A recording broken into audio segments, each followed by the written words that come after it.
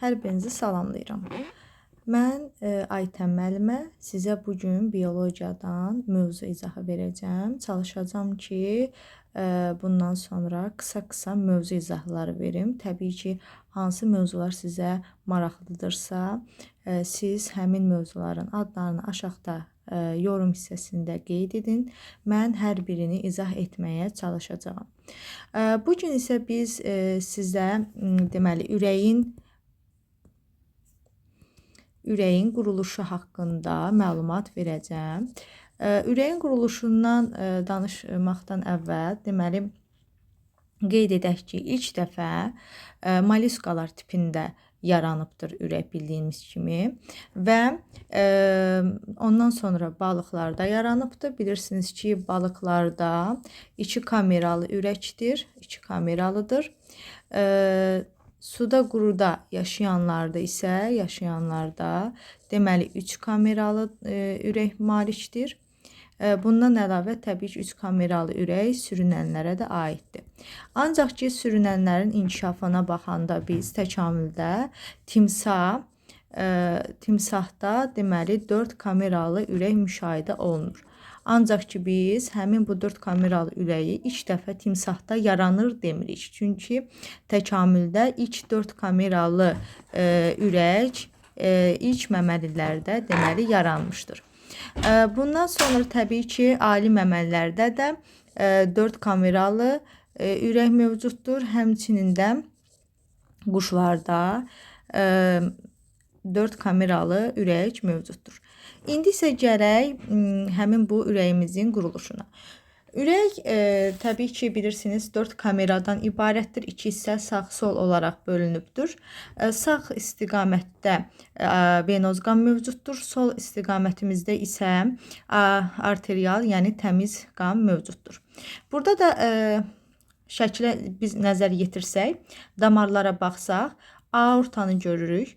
Aorta çıxır sol mədəcikdən, sonra ağciyər arteriyası isə çıxır sağ mədəcikdən. Ağciyər venaları, hansı ki 4 dənə ağciyər venamız var. Ağciyər venaları isə daxil olur sol qulaqcığa. Yuxarı boş vena və aşağı boş vena isə daxil olur sağ qulaqcığa. Yəni ki, ürəyimizə ümumi 8 iri damar daxil olmuş olur. Həmin bu 8 iri damardan 4'ü, daha doğrusu 6'sı daxil olan damardır. İkisi isə çıxan damardır. Həmin bu çıxan damarlara təbii ki, biz dedik aorta damarı və ağciyər arteriyası. Daxil olanlar isə yuxarı boş vena, ağciyər venaları və aşağı boş vena. Yəni biz içərisindəki qana görə damarları adlandırmırıq. Ürəyə qanı gətirir və yaxud da ürəkdən qanı çıxarır deyə biz damarlarımızı adlandırırıq. Deməli necə oldu? Dedik ki, daxil olan, yəni ki, qanı ürəyə gətirən damarlara biz vena adlandırdıq. Çıxan isə qanı ürəkdən çıxaranlara isə biz arteriya adlandırdıq. Və yaxud da ki, yəni ən iri damar bilirsiniz ki, aorta damarıdır. Deməli, biz burada baxdıqda həmin bu sol tərəfdə, yəni sol qulaqcıq və sol mədəcik arasında burada görsənir həmin bu hissə. Bu iki taylı qapaqdır.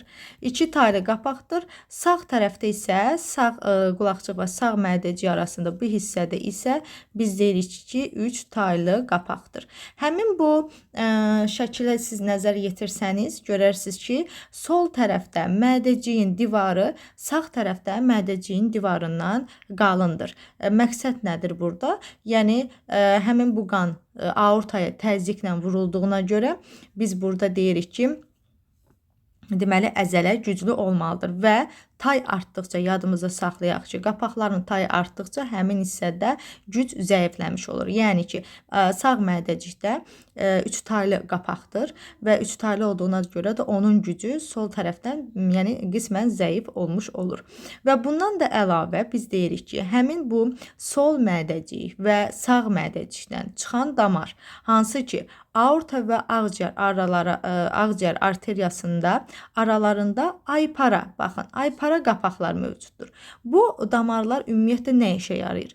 Bu damarlar qanın bir istiqamətli hərəkətinə yarayır. Yəni, həm üç taylı, həm iki taylı, həm aypara qapaqlar.